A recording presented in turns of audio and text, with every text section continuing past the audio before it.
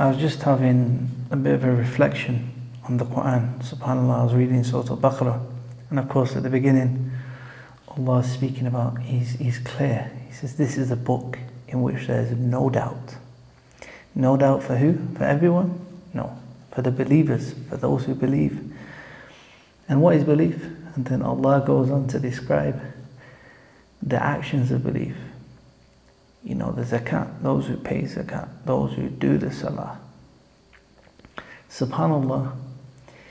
And then Allah just goes on speaking about this. And then on the third page of Surah Al-Baqarah, Allah says, and if you're in doubt about this book, if you're in doubt about this book, produce a surah like it and call your followers. SubhanAllah. And then elsewhere in the Quran, Allah says, produce a book like it. SubhanAllah. A book like what? A book like the Quran. In what sense? SubhanAllah. You've got, of course, people explain this. I've seen them explain the miraculous nature of the Arabic language, the miraculous nature of the linguistic miracle, if you like, when people talk about the linguistic sense of the Quran. But here Allah says, call your followers. And I was just having a reflection thinking, SubhanAllah, Islam is the biggest religion in the world. Christianity is not the biggest religion. Christianity is many religions. I think Catholicism is the biggest sect of Christianity. And it's not even up to 1 billion. You know, and of course you've got other smaller sects as well. But the point is that Islam is the biggest religion in the world, the biggest body of people that agree upon the fundamental principles of Islam.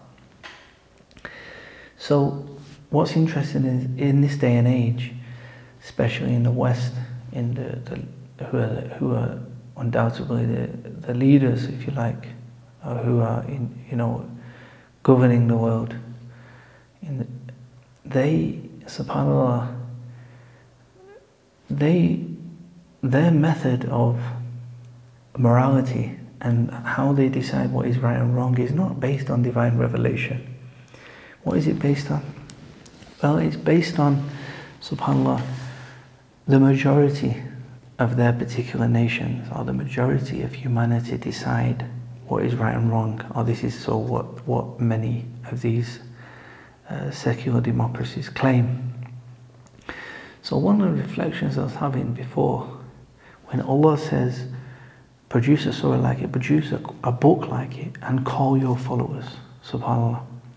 This call your followers is very profound, because it's very relevant for today, because in this day and age, people, or many of these people, are deciding what's right and wrong based on the majority, or what they seem to be the majority of the people, where they have different systems, such as England, they have a certain voting system, America have a slightly different voting system, but the essence of these systems is that the people are the ones who decide what's right and wrong, SubhanAllah.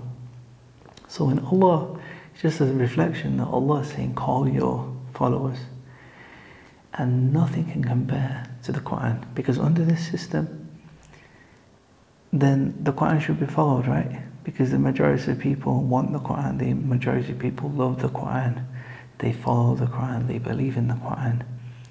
And the rules and the legislation of the Quran are amazing. They are divine in nature.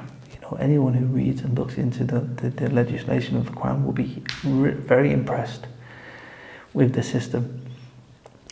So I just thought this was a nice reflection. I was thinking, you know, Allah is saying, call your followers. And even under the system of secular democracy, the Quran should be followed. SubhanAllah. I thought that was quite profound. Assalamu alaikum.